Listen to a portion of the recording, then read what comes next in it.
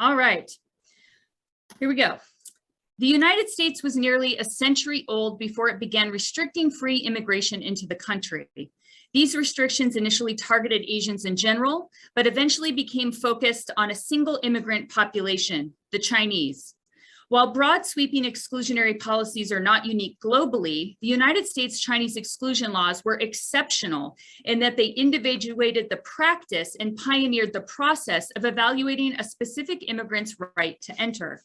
From 1875 till 1943, these treaties, laws, legal opinions, administrative rules, and regulations circumscribed the free movement of Chinese immigrants to the United States and strictly limited the inflow of new migrants of Chinese descent. These efforts had a profound and lasting impact on the Chinese diaspora in the Pacific Northwest and beyond.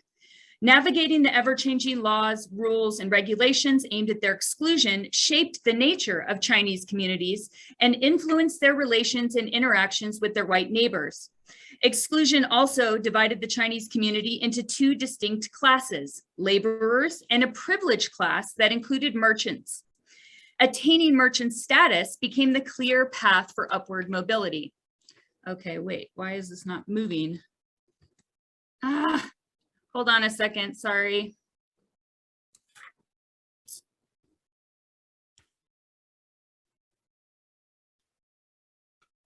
Slideshow. Okay, there we go. Sorry about that.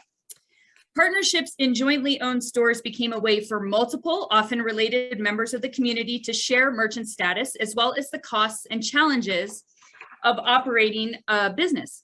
In the more rural parts of Oregon, these enterprises were community anchors and served multiple purposes, including merchandise sales, lodging, laundry, restaurants, labor contracting, and also serving as a gathering place. The merchandise store served a critical and multifaceted role in the formation, development, and decline of these rural Chinatowns throughout Oregon, as well as the transnational lives of these Chinese Oregonians. Merchant privileges included the abilities to maintain close personal ties to their home village, the freedom of movement between both countries, and the option to bring their immediate family to the US. In addition, these businesses could be used to facilitate resistance and community persistence in face of the ever-evolving US immigration policy, which was widely seen by the US as lacking social and moral legitimacy, thereby making it unworthy of compliance. Chinese migrants and US government officials were each navigating this system of formalized deception. In effect, the more explicit the exclusion, the more predictable it would become. The process was established with a restrictionist mindset wherein the default position was to consider Chinese immigrants excludable. The increasingly complex immigration process aimed at identifying legitimate immigrants instead ironically served to create, systematize, and facilitate fraud. And as earlier scholars have noted, just as illegal immigrants were ruthlessly pursued by this process, they were also created by it. While contemporary residents may remember Chinese mercantile stores as important community resources in their towns, the more subversive and perhaps substantial role of these businesses has been lost over time. Because when successful, these critical services are invisible to outsiders. As a result, many of the same men who engaged in a sophisticated counterattack against an unjust immigration system have been portrayed in the historiography through paternalistic tableaus or victim narratives that romanticize and condescend the complex transnational identities of Oregon's early Chinese residents. The ways in which Chinese Oregonians circumvented exclusionary policies will be explored through two case studies, the Wing Hong Hai Company in the Dalles and the Wah Chung and Company in Ashland.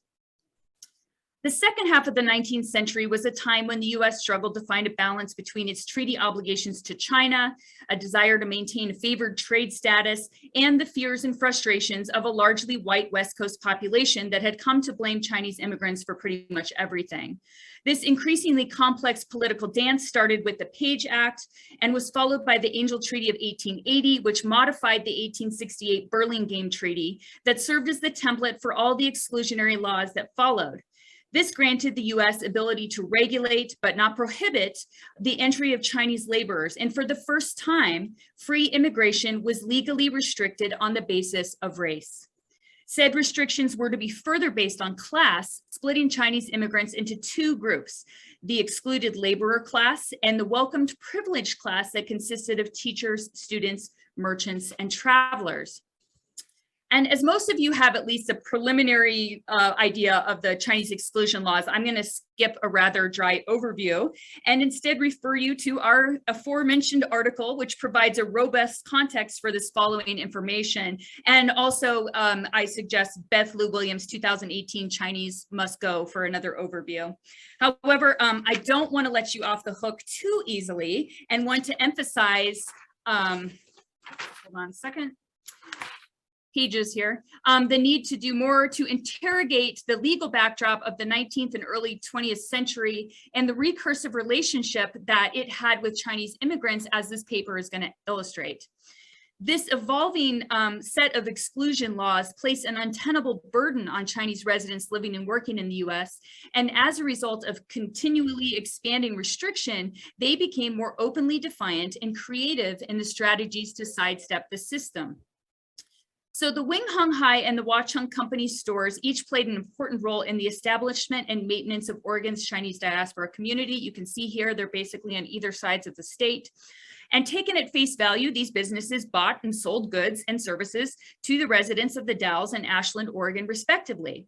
But in reality, these transnational establishments were so much more. While urban Chinatowns might allow merchandise stores to actually thrive in their own right, in rural areas, being a merchant on paper or a bona fide member of the privileged class was the real value of these enterprises. The Wing Hung Hai Company store was located at what was once the center of a small but thriving, vibrant Chinese community in the Dalles. It was established in 1894, and the store building remains on the left, which is being carefully restored by my co-authors. But the business that once occupied it is long gone. Established in 1891, the Wachung Company was the heart of Ashland's small Chinese community. And unlike the Dalles, which had its Chinatown for decades, and we're going to hear more about it in the following paper, most Chinese in Southern Oregon were drawn to the area by mining opportunities and largely based in nearby Jacksonville prior to the arrival of the railroad in 1884. And the railroad would employ hundreds of Chinese workers during its construction and provide ongoing economic opportunity for the Wachung Company, which served as a labor brokerage for the Southern Pacific Railroad, as well as operating both a brick and mortar store and a traveling store into the 20th century. A partnership in an established business was needed to claim merchant status. However, making a living often required outside income to sustain the business and its dependents. A mercantile store selling imported goods targeted the local Chinese population largely, and it had a limited customer base in a small town. But laundries and restaurants, each explicitly defined as falling within the laboring class, appealed to the broader community and could be much more profitable. Thus, while each business was organized to ensure the partners could obtain and maintain legitimate merchant status, most of these partners were also actively engaged in various side hustles that were needed to supplement the income that they could generate as merchants alone.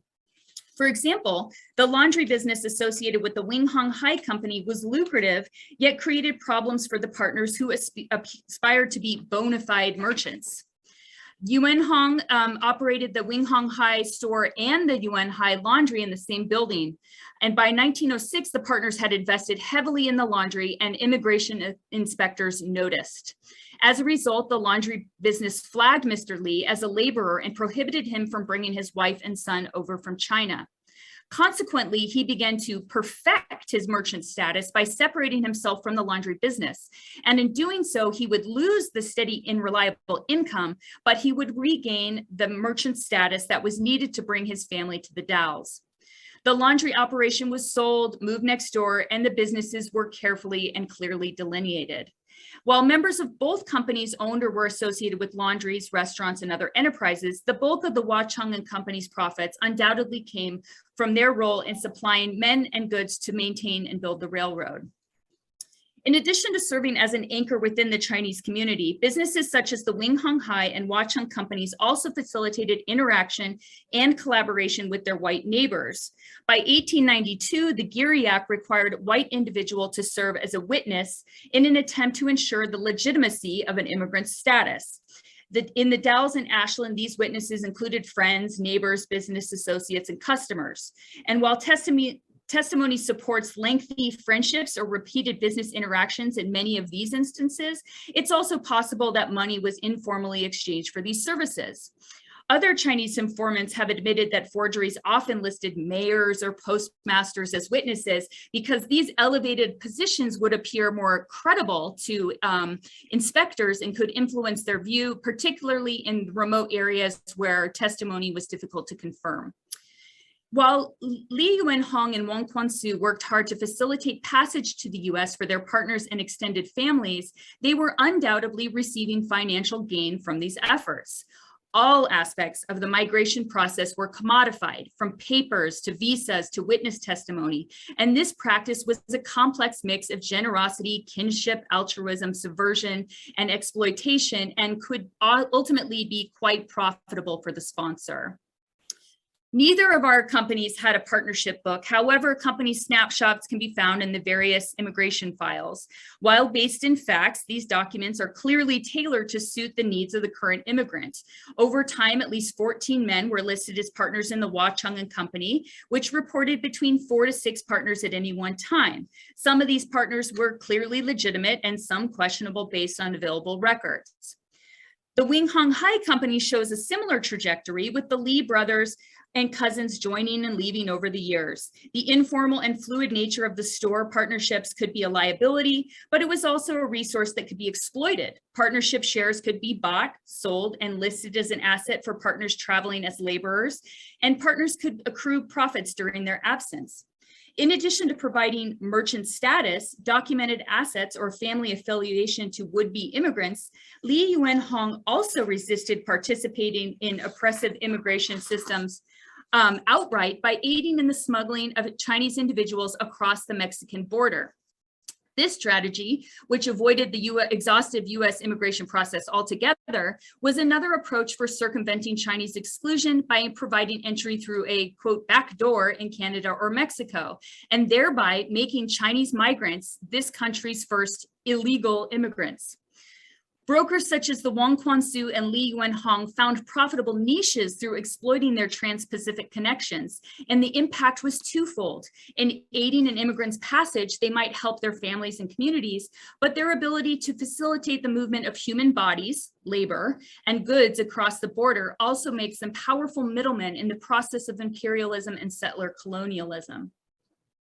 In building a life for himself in the small town of Ashland, Wong Kwan Soo both resisted and exploited his foreign status. Despite his local prominence, Wong Kwan Soo was known as China Jim, or more commonly, Wah Cheung, after his business. Many of his local friends did not even know his real name, and some accounts suggest all members of the business were called Wah Cheung. Whether this was annoying, insulting, or acceptable to Mr. Wong is unknown, but when asked for his wife's name on his wedding day, he declared, "She's Mrs. Wah Cheung now." So at face value, not acknowledging an individual's given name can appear like another way that the members of the Chinese community were being marginalized. However, it was more likely another one of the shrewd strategies employed by the Wah Cheung and Company. Under the Act of November 3rd, 1893, the definition of a merchant was expanded to include a person buying and selling merchandise at a fixed location where the business was being conducted in his name. And this wording was initially strictly interpreted, resulting in returning merchants being denied re-entry if their name was not part of the firm's moniker. Clarity and flexibility was eventually provided, which allowed for partners to be included under the addition of "and company," allowing for multiple individuals to be accommodated within a single business name. Newspapers and other documents indicate that Wong Kwan Soo and his family fully embraced the Wah Cheung nickname in their dealings with the Ashland community, and it's possible that other partners did as well to a lesser extent. Whether an intentional tactic or cultural prejudice, white witness testimony inferred that Wong Kan Hao and Wong Ok Jun were also known as Wah Cheung, but fully understood to be distinct from Wong Kwan Soo. Likewise, the store name Wing Hong Hai strategically contains the names of several of the business partners, Li Wing, Li Yuan Hong, and Li Yip Tai. US immigration process was a forceful demonstration of the lengths the government would go to obstruct, probe, interrogate, humiliate, and detain Chinese men and women under the pretense of law and order. Both sides attempted to assert their moral prerogative over this process, but the deception needed to enter Oregon during the exclusion era haunted many Chinese Americans and threatened their sense of safety and belonging for years, and in some cases, generations. Li Yuanhong, Wong Kwan Soo, their partners and others registered, testified, filed for permits and certificates, produced witness and proof of assets, and endured investigations and interrogations to meet Exclusion Act requirements. But they also exploited or disobeyed what they believed were unfair rules when it was pragmatic or profitable to do so in order to make a living, to grow business, and to provide for their families.